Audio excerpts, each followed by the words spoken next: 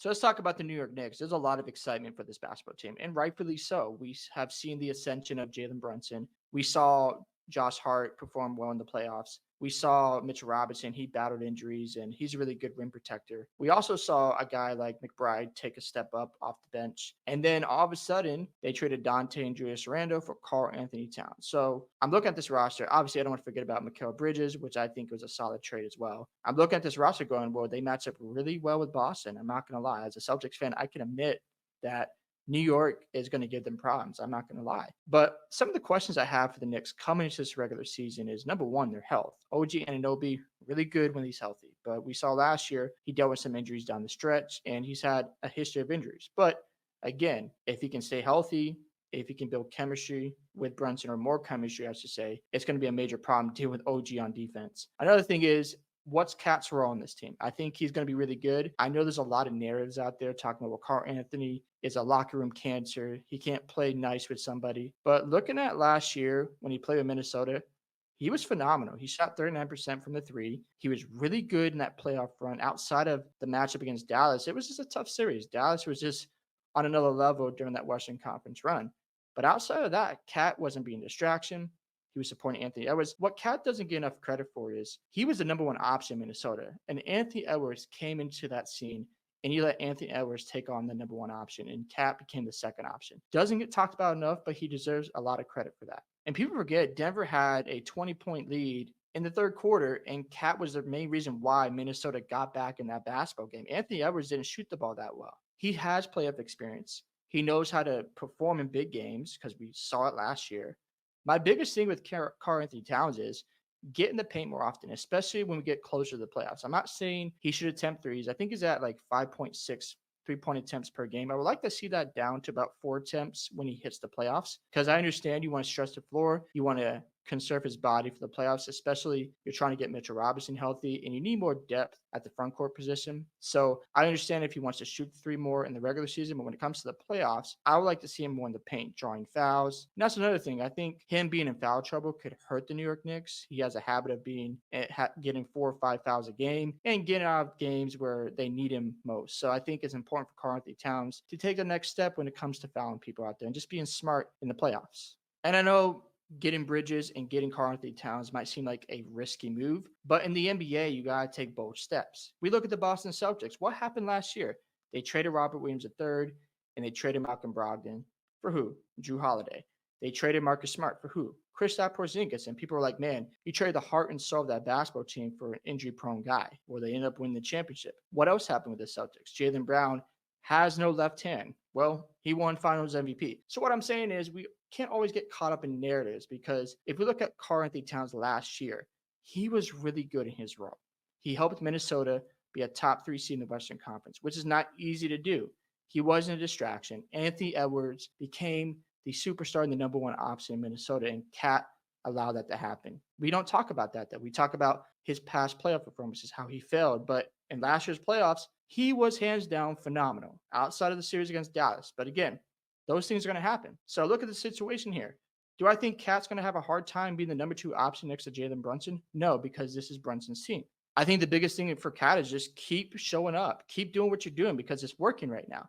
As long as he's shooting the ball well, he's grabbing 10 to 12 rebounds a night. He isn't a great rim protector, but if he's taking advantage of mismatches where he can explode off the dribble or hit his 3-point shots and not get into foul trouble, he's going to be dominant for New York this season. Now, I do think it's going to take some time for New York to gel, but I do expect this team to be the number 2 team in the Eastern Conference, because I think New York is better than Milwaukee. I think they're better than Philly. I think they're better than Orlando, Indiana, and Miami. I think they'll give them tough matchups and tough games, but at the same time, I like New York's depth. I like their versatility here.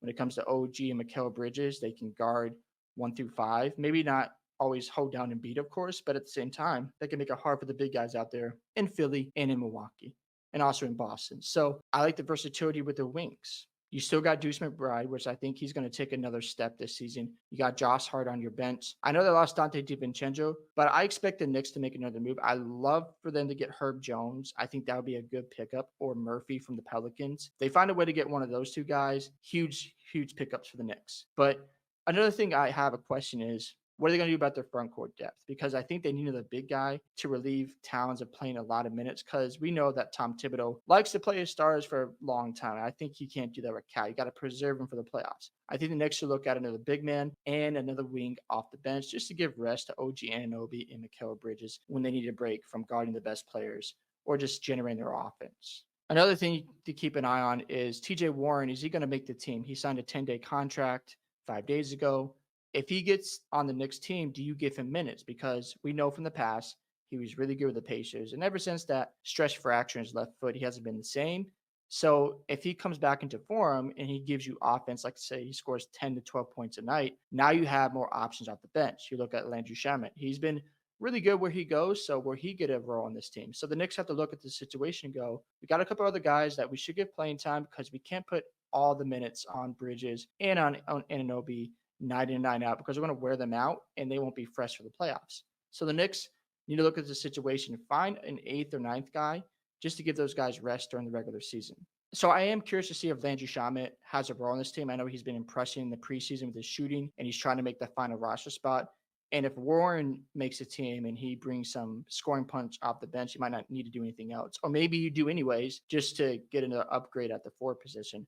But looking at Deuce McBride, looking at Josh Hart, those are solid pieces so far. But I think the Knicks need to make sure they get another big. Now, outside of that, I think New York needs to come into the regular season and go, okay, we're trying to still build chemistry around Brunson, karl-Anthony Towns, Bridges, and OG Anunoby. Those are your core pieces. So even if you don't make the NBA Finals, it's not the end of the world for the Knicks. And the reason why I say that, because you look at the competition outside of Indiana and Orlando, look what's going on in Milwaukee. They have an old roster, and I think they're going to blow it up after the season because Giannis is going to go, I don't want to be here anymore. And I think he's going to request a trade. You look at the situation with the Sixers. I think this is their best shot to win a championship because Paul George and Embiid are only going to get older, and Embiid with the injury history and also he just can't seem to get it done.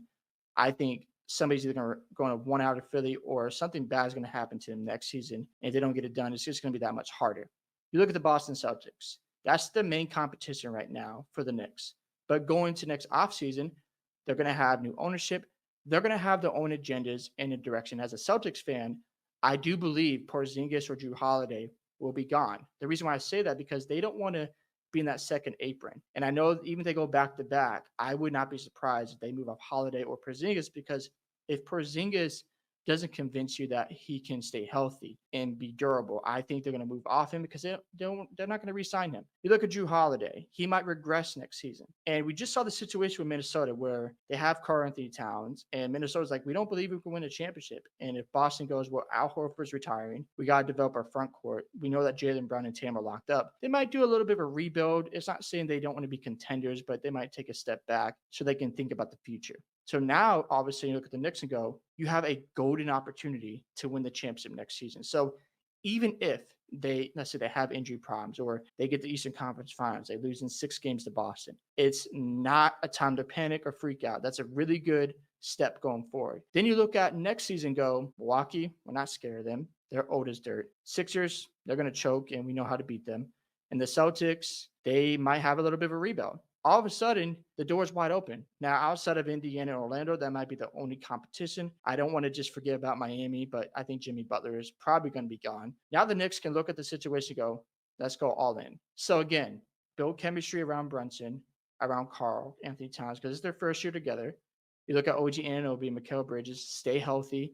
And I think the Knicks are geared for a championship run very soon. I just wouldn't be surprised because I like what they're doing here. And as long as they stay the course and Brunson continues to elevate, the future's bright for New York and the window will be open sooner rather than later. And I wouldn't be shocked if they're champions in 2 years because the roster is primed to, again, compete with Boston and they'll get the experience. And all of a sudden, Boston downgrades or they got to move on from players or just something happens, the Knicks are primed for a championship very soon, in my opinion. Love to hear your thoughts on the New York Knicks. I appreciate you guys for watching today. Don't forget to like and subscribe to the channel, and I'll catch you in the next one.